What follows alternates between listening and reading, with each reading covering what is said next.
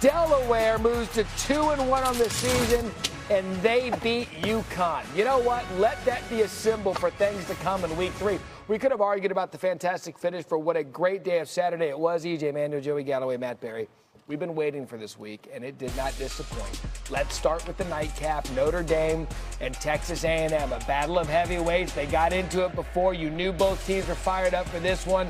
They were trying to pull the players aside. Everybody fired up because they knew this game meant a lot. 17-14, C.J. Carr, Jeremiah Love, what a grab. The big question was week 1, where was Jeremiah Love as they lost to Miami? He showed up in this game big. 24-14, Notre Dame takes the lead. Here comes the Aggies. Le'Veon Moss, big game. A&M now trails by 3. Such a huge luxury here with Le'Veon Moss. You get inside the 5, you got to punch it in with your offensive line. I'm telling you, the young quarterback for Notre Dame, he has some really, really good plays, but then here he overthrows Scooby Williams. Bad turnover before the half. Yeah, that is a tough one, but he's made a lot of big plays. That one was bad. Okay, so just before halftime, how about Moss? Takes it in, direct snap, 28-24. Marcus Freeman knows they gave one away. Third quarter, same score. Ja'Jarian Price, 17-yard TD run. This kid was good. A true two-headed monster here for Notre Dame. Whether it's Love or Price, either one, they could take it to the house. 31-28 Irish. Back and forth we go. 1st and 10. Reed to KC Concepcion.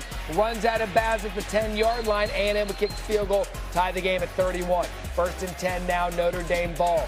Carr, Jaden Greathouse. 34-yard gain. This was huge. And this is what Carr does. He missed one throw, but he bounced back. It's game time late. You got to make these kind of plays. Settle for a field goal. 34-31 Notre Dame. 3rd and 12 now. Next possession. Here comes Moss. Gets the edge. 12-yard gain. Aggies would settle for a field goal. Again, we're tied at 34.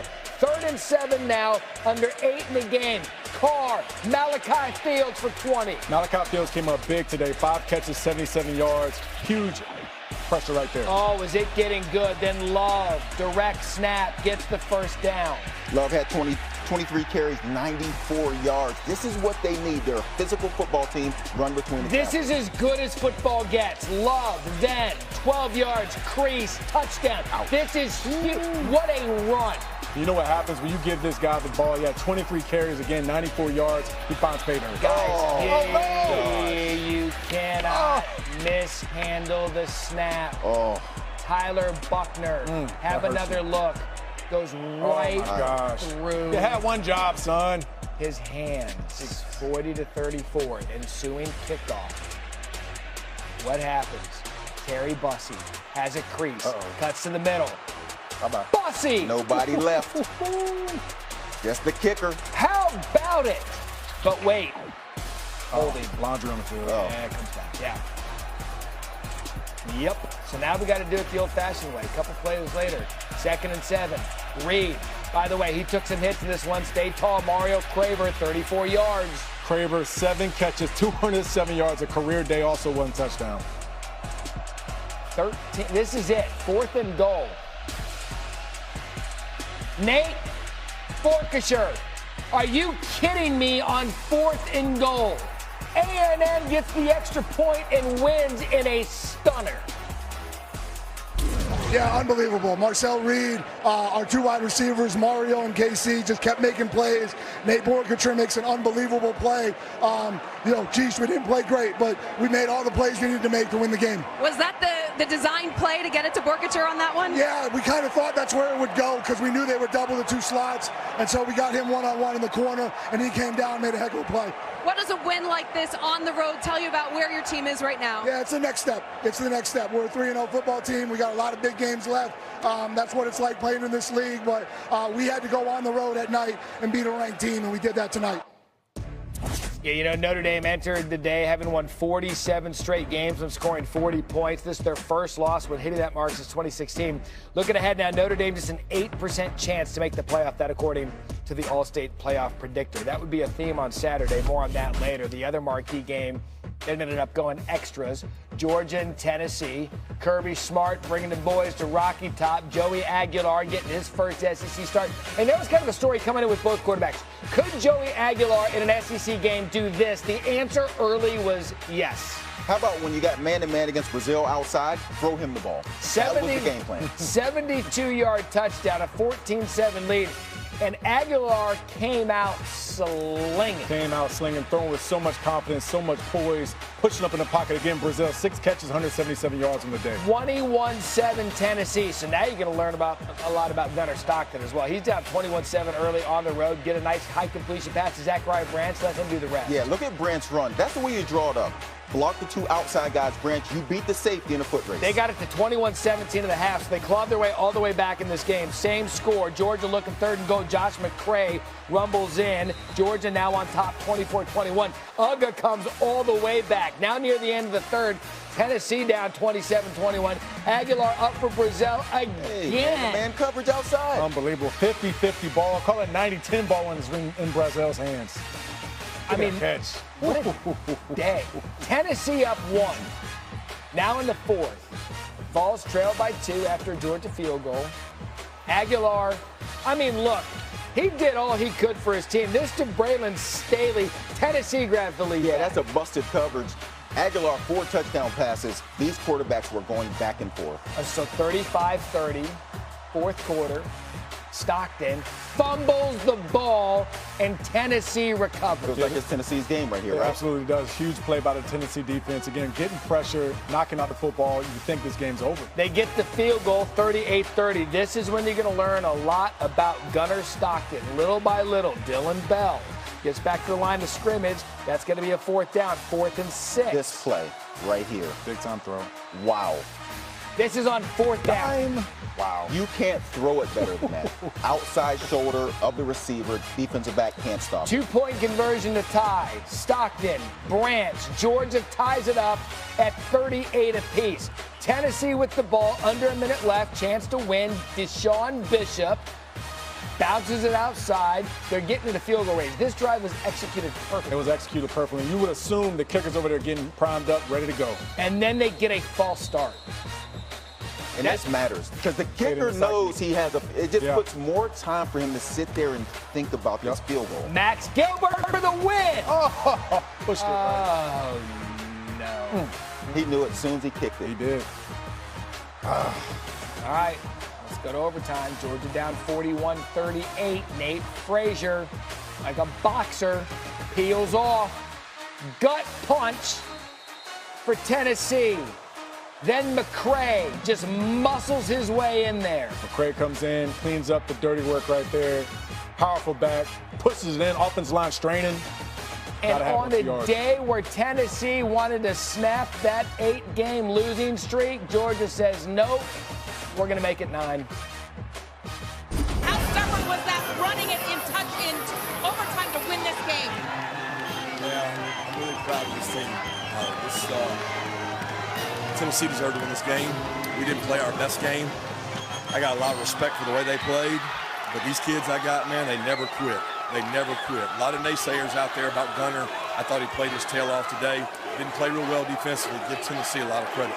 You know, offensively, we weren't able to pick up the yards we needed to sustain the drive and go score. So it's not for lack of effort. You know, just didn't make the plays at the critical moments when you have to in this game. And that being said, in the back and forth of the game, man, this group competed really hard. I mean, it was a gutsy win for Georgia. 14-point deficit ties their 3rd largest comeback under Kirby, and it's their largest road comeback in a conference game since overcoming a 16-point deficit at South Carolina in 2004. All right, so you guys weren't entertained by those. I present you Clemson and Georgia Tech. 3-0 start of the 2nd quarter. Jamal Haynes, 10-0 Ramblin' Wreck. Between Haynes King and Jamal Haynes, you know they're running the ball. You just got to come in and stop it. So 4th and goal, Dabo Swinney says, I need something to get going. This is just before the halftime, and Cade Klubnik goes over the top 13-7. And the play before this, they get stoned on a quarterback sneak, but they find a way to get in. So you're thinking Clemson has not played well all game long, and here Bryant Wesco Jr., 73 yards, Clemson grabs the lead. They need more Wesco. He had 7 catches, 126 yards, and a touchdown, but he's their big play guy. 14-13, they come all the way back. Here comes Haynes King, 1-yard touchdown, Tech grabs the lead back. I mean, putting his shoulder down, he's not a big guy, but he plays huge. 2-point conversion, I love this play, yeah. I think this works every time. Has anybody ever stopped that? They haven't. Very true. It should be a mandatory 2-point play. Deck up 21-14. Clemson trailing. Klubnik, as Joey said, find Wesco. They do for 13. Tigers in the red zone. Same score. Adam Randall ties it up. 21-all. Same score now, 21-all. Now we got the clock. Now it's a situation. Run to the middle of the field. No timeouts left. Tick. Here, they're running. They got to get it. Alert right here. Look, you're trying to rush off. Get the field goal kicker up there. Let him set up. Don't have to call a timeout. 4th and 3. If you make it, we win the game. If you miss it, we go to overtime. College kicker situation. Aiden Burr, 55 yards. Never a doubt. Nice little draw. Georgia Tech pulls off the upset. Longest game-winning field goal in program history. And Georgia Tech finally snaps that losing streak against Clemson, getting the win 24-21. They say, you know what? Let's take the goalpost. Let's throw it in the river.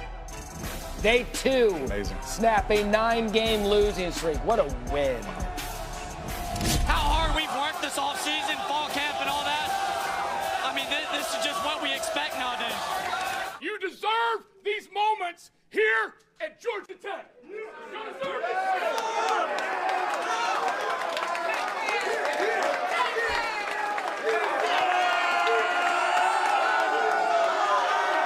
55-yard field goal, I think that's by far, I think, his longest. And, you know, didn't want to use a timeout there because, you know, just it's a chaotic situation, and I didn't want to help them. You know, tremendous amount of respect for Brent and tremendous amount of respect for their team and especially their quarterback. He is just he's one freaking tough competitor. And he really, I mean, he was a huge difference for him tonight for sure. You know, Georgia Tech, his 12th win as an underdog since Frank Key took over in 2022. That's the most in FBS over that span. You do not want to be an underdog and take on Georgia Tech. It was also the Yellow Jackets' 7th win over an AP-ranked opponent in conference play since 22, tied for the 3rd most in FBS. So there is so much to unpack on what was the best day of college football so far in the early part of the season. Let's start with the first game, Notre Dame and Texas A&M. They go on the road and win by 1. EJ, I'm going to start with you. What did we learn about Texas A&M? Well, one, you learned that this is a team of resiliency. I mean, for A&M, this game's going back and forth. And we said it earlier, the fact that they went into half with the lead was a big deal. But then Notre Dame, they punched back, they jabbed back. And Marcel Reed, again, 360 yards passing, 2 touchdowns. He was able to run the football. And he got banged up in this game. This was a physical matchup. Texas A&M, this is the kind of win that puts a battery pack on your back for the rest of the season. A ton of confidence. Road Warriors found a way to get it Marcel done. Reed's been really good. He got 2 good receivers outside in Craver and Concepcion. They got NC State. He's been amazing. They don't have Bam on that schedule, no Georgia on that schedule, no Tennessee on that schedule. So they avoid some bullets. They've set themselves up to be in a position to go through on a pretty good run here through the SEC. With A&M, you're right. Marcel Reed took a big hit, but he came back in and made that huge play at the end. If he can stay healthy and keep playing the way he's playing, A&M has a chance to be a team we're talking about at the end. You know, it's funny. You talk about A&M in the schedule. You talk about LSU. They're the highest-ranked SEC team. And then there's Georgia, who did what they did on the road in Knoxville. So, in your mind, Joey, is Georgia put themselves as the SEC team to beat? I don't know if they're the team to beat, but we needed to see Georgia be something. Georgia against Austin Peay the week before was 28-6. And we didn't really see Gunnar Stockton play well. Through 2 games, he had 2 touchdown passes. In this one, though, he put the team on his shoulders. He made the throws. We showed the 4th down throw. Absolutely amazing. And so now Georgia gets a chance to rest, and then they have Alabama. So we're going to find out what they are, but we finally seen a top 5 team come to play. We hadn't seen it so far this season. You know, Gunnar Stockton delivered on 3rd downs. He was able to throw the ball vertically down the field. He was able to stretch the defense, and that's really what kept them in this game. Yeah. Joey Aguilar played fantastic, too, so you got to take your hat off to them. And Coach Smart said it. Tennessee technically deserved to win that game, just to miss field goal. When you're playing good teams like this with Georgia, you know, the margin's by inches. And we saw Georgia lean on that running game in the second half of that big offensive line. It was a physical football game. What a 2 games those were. And then you have the upset in the ACC. A lot of people thought Georgia, or Georgia Tech rather, could be a contender in that league, and they showed today that they could. Can Clemson save the season? This is a top 5 team coming, and they've already got 2 losses on the docket. They can save their season because, again, this is just one ACC conference loss. So If you can get to the conference championship like they did last year, they did lose to Louisville in the 2024 season within the conference. Only regular season conference loss, and still found a way to get to Charlotte. They win there in the ACC championship game. They get into the playoff. But they got a lot of things to fix. Cade Klubnik has to calm down. The defense has to do a better job of tackling the open field. It's not a clean game, and that's why they lost today. Here's the problem: is what is Clemson? Right. Like, we don't know what they are. When we've seen them play, we expect Klubnik to be really good this season. He's completing 58% of his passes. Yeah. Randall leads him in rushing. Yep. 200 yards on the season. And so as we sit and watch this Clemson team, it's hard to vision, like, what are they? Because they haven't been bringing anything to the table that it seems like they can hang their hat on. Wesco is a pretty good playmaker. But other than that, when you watch them play, they don't look very tough on the defensive side, and they don't have any explosion on the offensive side. I can tell you what they are. They're 1-2 for the first time since 2014. Yeah. And you're right, one conference loss, but it's going to be a tall task for Clemson starting the season 1-2. Still ahead on college football final on what was a remote. We had all the food of the football entree out. We bring you LSU Florida. These were going around on Saturday. This is just common. Yeah, just saying hi. What do you think Nussmeier was saying? Watch this arm. That's what he's saying. Watch this arm. There's a lot of NFL scouts looking at Nussmeier, and that's why. You know what? And he just kind of does it dirty. Nothing wows you. He just does that. Yeah, he's delivering, but also the offensive line's protecting. You get 2.5, 3 seconds to deal like that. That's when you can play quarterback. So 10-3 LSU. And guys, early on, Florida, coming up the loss to South Florida, had some fight. Lagwood and Mazel. They're right in this game. Their defense is playing well. It's going to be a 10-10. They got a shot here.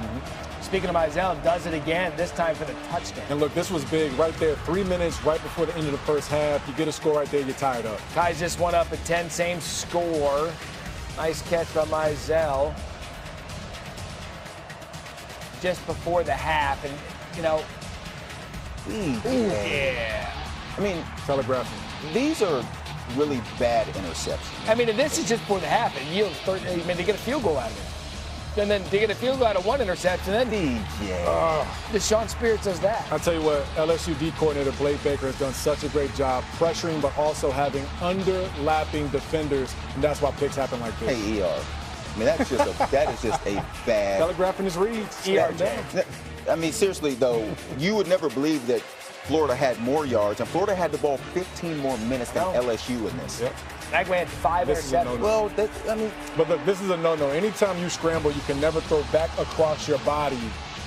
This is a blind throw. LSU has held each of its first 3 opponents to 10 points fewer since 2007. Just so proud of them. We lost our 2 starters, the Weeks brothers in the middle. We brought the 3rd one in off the bench. I'm not sure he knew exactly what he was doing, but he plays so hard. Really proud of our group, and they just showed some grit in the second half. We needed to make one play on offense, and we did it at the end there, running the football. So, you know, there's a lot to like here tonight. Obviously, our defense performance, and we know there's still a lot of growth left on the offense. But, you know, it's an SEC battle. Florida came in, something to prove, obviously, after the week before, and our guys obviously got knocked around a little bit, but in the second half, obviously, we were able to take care of business. Again, it's been the defense. I'll give that stat one more time. First 3 opponents to 10 or fewer points since 2007. Kind of butchered it the first time I said it. South Florida looking to become the first team since Miami in '87 to start 3-0, with all 3 wins coming against ranked teams. Bulls in Miami take on the 5th-ranked Hurricanes. You know, it's a good story. I appreciated South Florida. They're going to be one to reckon with their group of 5, but Josh Moore here 7-0. Yeah, Carson Beck was up and down last year at Georgia. He's been all the way up for Miami and the way he's played for the Hurricanes. Yeah, 14-0 there to Moore again, 14-0. Then a long rain delay. You'll get these in South Florida. They'll kind of just blow in. This is awful. Had to have some electricity. As a player, that's terrible. What are you doing? You sitting around, eating sandwiches. What kind of sandwich? Peanut butter and jelly. Mark Fletcher, 38-yarder. And again, look, this is baby Derrick Henry right there. Open field, making a guy, breaking him down like that. 3 moves, finds a way to get in. But look, it's true about Beck. It's kind of good to see he's got weapons. There was doubt whether he was the same quarterback he was before. I can assure you, Joey, that he's really good, and so is Fletcher. Yeah, and Fletcher, 16 carries, 120 yards, and 2 touchdowns. Miami, a big win, 49-12. Well, I mean, again, I like to give them credit because they are good. They've got a lot of speed. They've got a lot of athletic guys that make a lot of plays, and that scheme is hard to deal with. I think our guys, they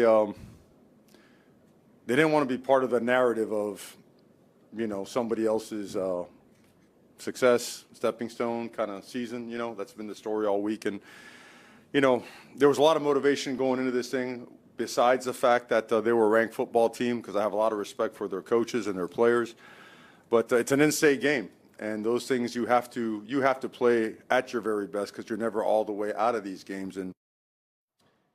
But Miami gets it done when they need to, so congratulations to Mario Cristobal. Texas, they get another tune-up with UTEP. One problem is it really didn't go the way Arch or Texas probably had envisioned. And sometimes the play's just dead. I get Arch trying to make a play right here, and it's 4th down, but still don't put the ball in harm's way.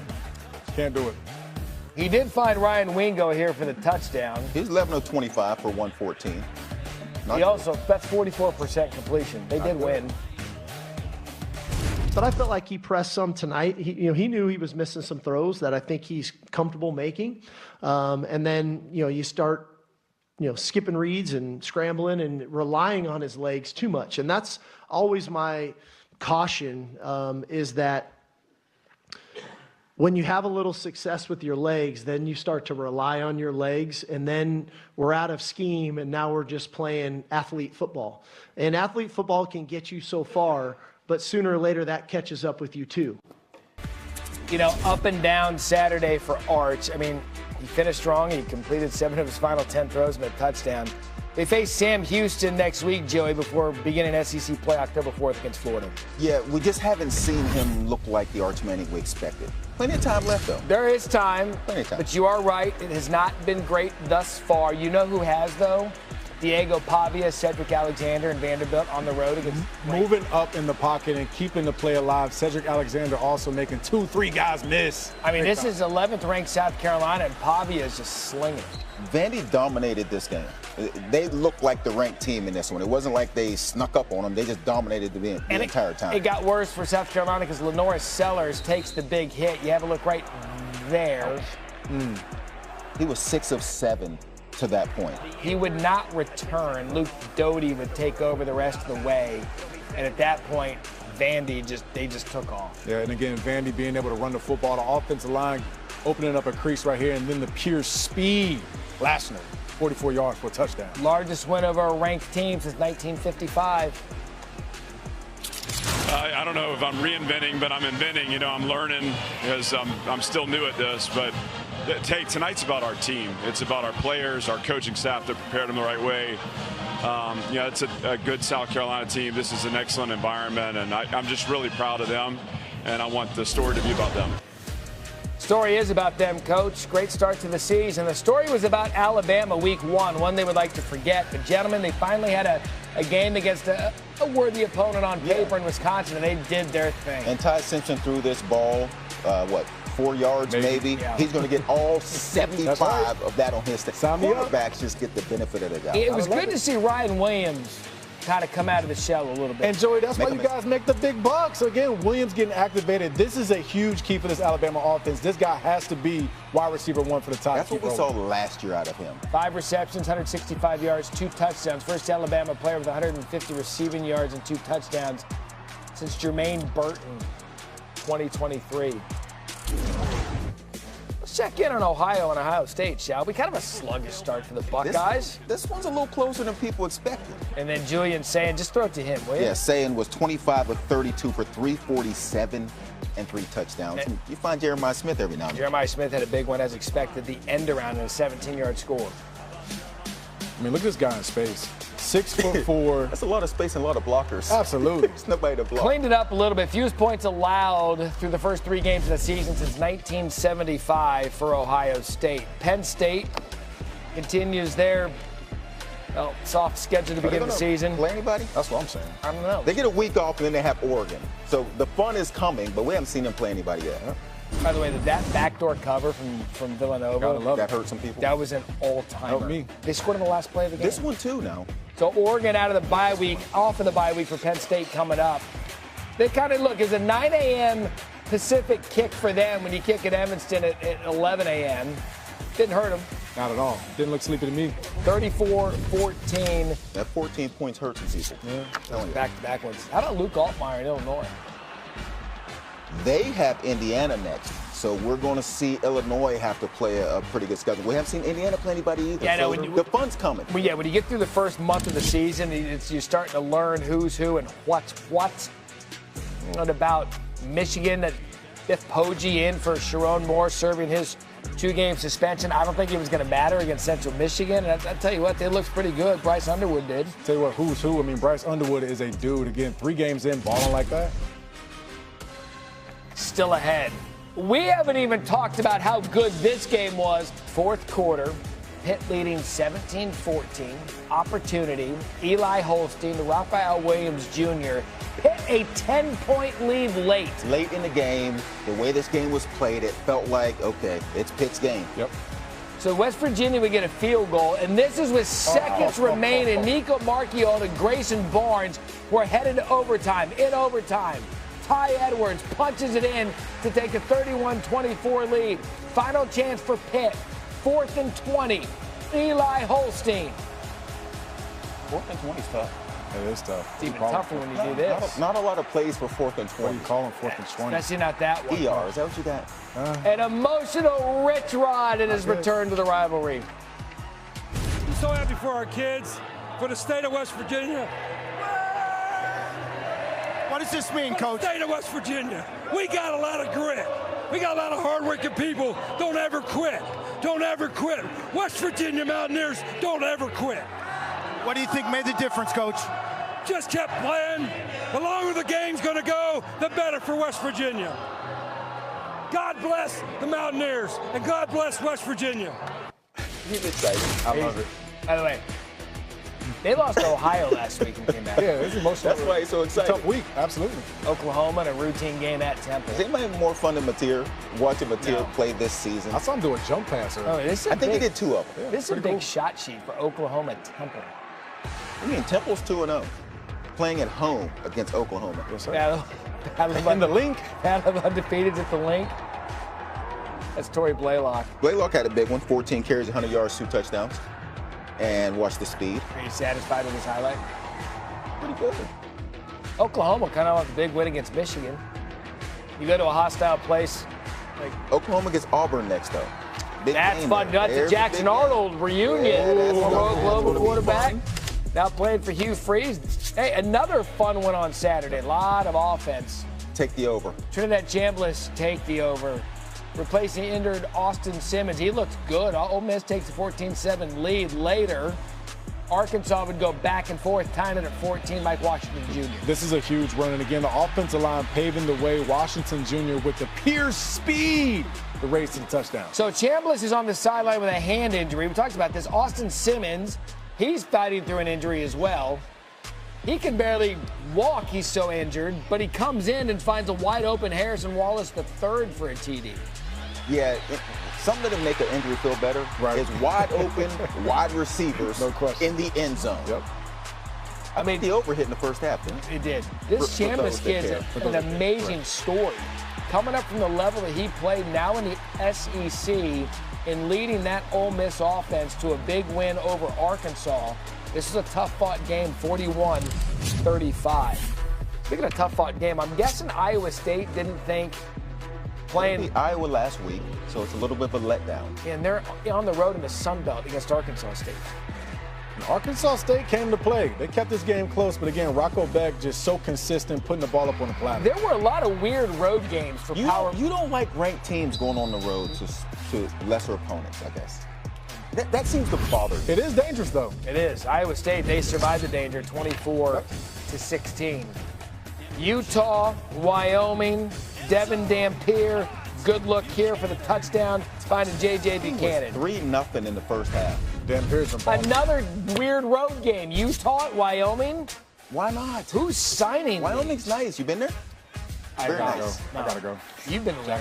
Baron Morton had a big headlines from an amazing Saturday in college football. The first one, A&M final play of the game on 4th down, defeats Notre Dame by 1. On a 4th and goal from the 11, huge play, comes down to an extra point to win it. You just never know where you can win and lose football games. Marcel Reed finds the tight end. The missed extra point was the difference in this one. Another one, Georgia hangs on in overtime on the road to beat Tennessee. You know what, Gunnar Stockton the Anders football team answered a lot of questions in this matchup. Hostile environment, found a way to win, and that's what great football teams do at the end. And finally, Aiden Burr, a 55-yard field goal as time expires, the longest game-winning field goal in program history to snap that 9-game losing streak against Clemson, 24-21, making a statement in the ACC.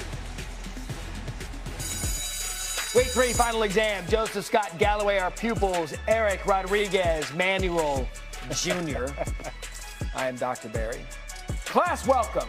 The first question, final exam week 3 is, through 3 weeks, I've enjoyed blank the most. Yes, Joseph Scott.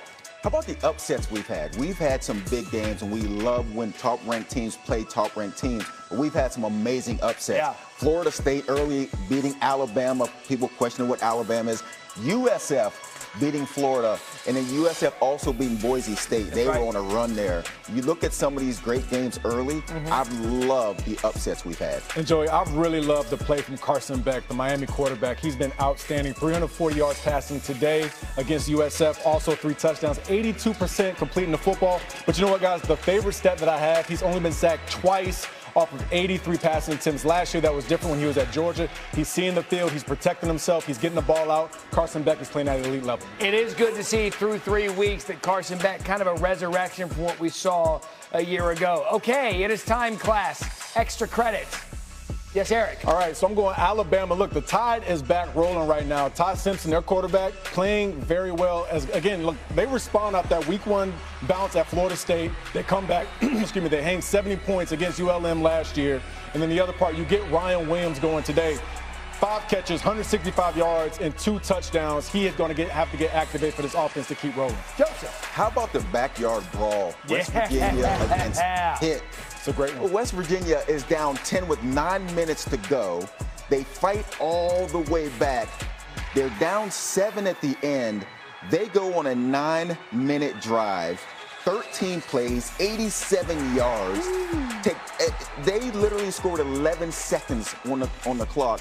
Barnes gets a touchdown. Then they go to overtime and find a way to win. How about Rich Rod getting back into the backyard brawl and winning like that? I said it on TV on Saturday. It is one of the best rivalry games no one talks about. And because of it, today's grades.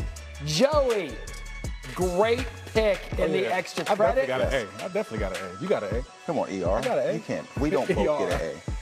Give me a B. Plus. B plus. Yeah, I think it'll give out everybody was good today. He's never given out 2 A's. Everybody was. I'll work for that. I got you. Next week. Class, you are great. Next week. And dismissed at the same time.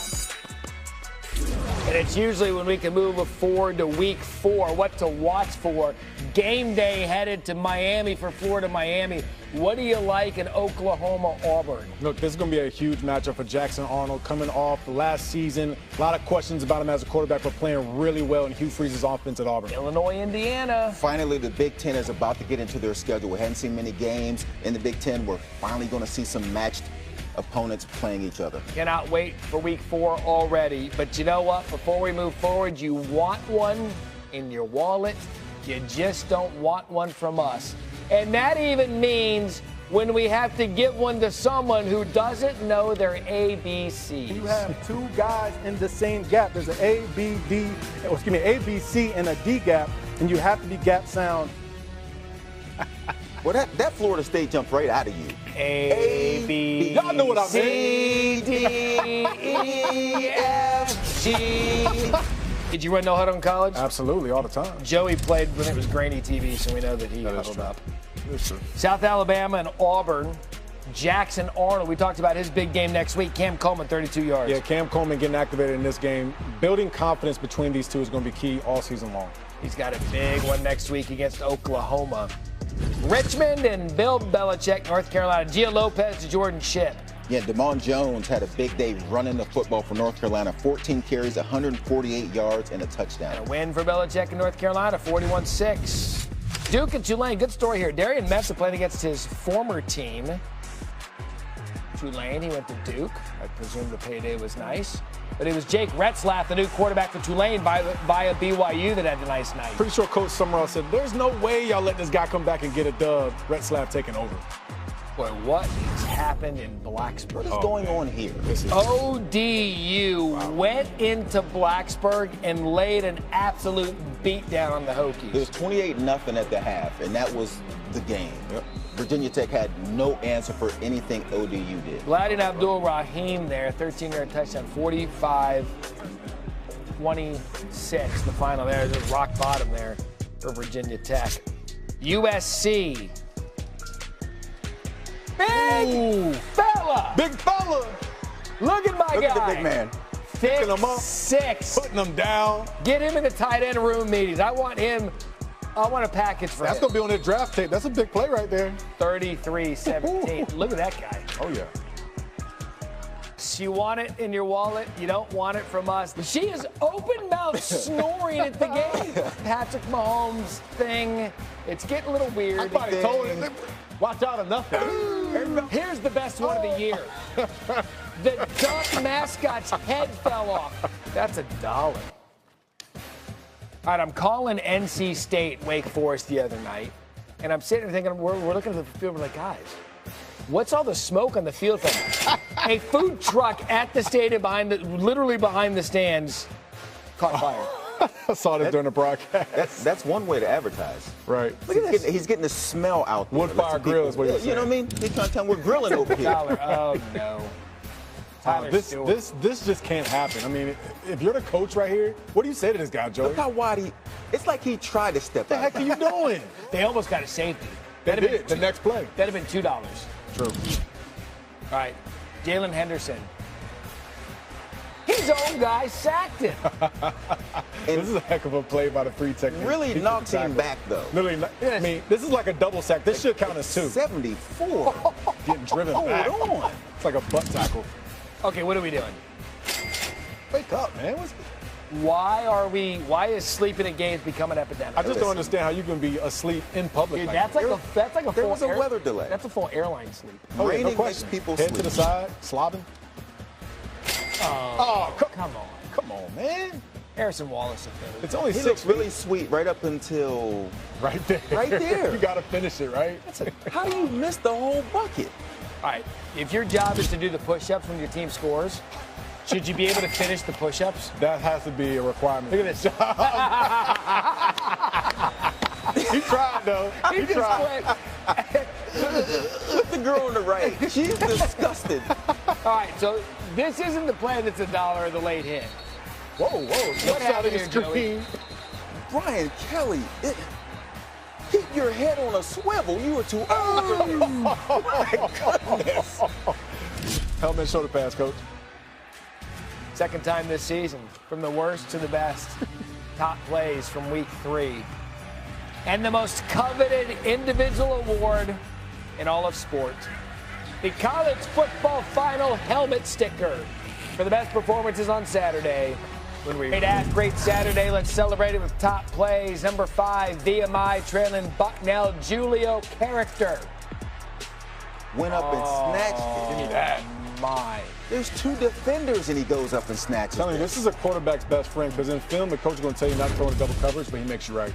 Villanova, Brandon Binkowski. Oh, this was amazing. This was the play that covered. Last play of the game. Yeah, this was. How is this not number There were 1? a lot of people heading in to cash in their ticket, and then this happened. Let me add, though, seriously, you're throwing the ball to your right, back across to your left, and a one-handed catch, 1 foot in. This is a crazy play. Wow. Jamal Jarrett, thick, 6, big fella. He played running back in Little League. Willing to bet that.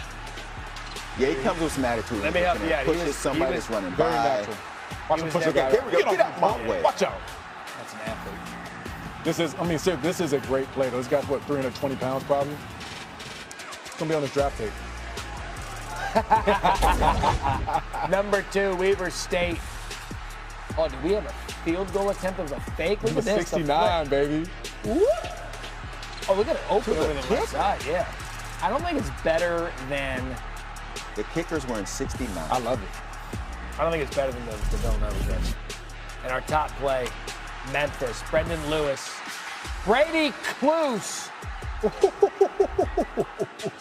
Man, these receivers are dominating top plays. Look at this. Joey, aren't you seeing more? Absolutely right. These receivers are getting bigger and bigger. Wow. Had our top play from Saturday, and Dave had a bunch of them. As we now go to the most coveted award in all of sport, the college football final helmet sticker. Now, I'm not proud of it, but there was too much quarterback play to not give the quarterbacks stickers. I don't like giving stickers to quarterbacks, EJ, sorry, but I will. I'm going to start with Ty Simpson from Alabama. 382 yards and 4 touchdowns in the beatdown over Wisconsin. It was good to see him play that well, so Ty Simpson gets my first. I'm going running backs. I'm going to Maud Hardy from Missouri. 22 carries, 250 yards. 3 touchdowns against Louisiana. All right, I'm going quarterback here. Gunnar Stockton of the Georgia Bulldogs. Look, he's the 3rd Georgia player with 300 passing yards, a passing touchdown, and a rushing touchdown in a road game in the last 30 seasons. Quarterbacks get to you. The Heisman's basically become the quarterback award, but I'm going to go with another quarterback. Baron Morton, Texas Tech. 464 yards, 4 touchdowns, and a big win over Oregon State. Baron Morton. Texas Tech, looking good. I'm going back to the running backs. Kente Edwards, Lafayette. 19 carries, 255 yards, 4 touchdowns against Georgetown. Okay, I love it. Fight on USC Trojan Eric Gentry, linebacker, 8 tackles, 2 sacks, 3 TFLs. That's tackle for loss in a win over Purdue, and also first USC player with 8 tackles, 2 sacks in the game since 2020. So you're telling me there's a Lafayette helmet in the cage? We don't have Youngstown State from a week ago. Youngstown State sends a helmet. All right, there were so many options for team sticker this week. You could pick.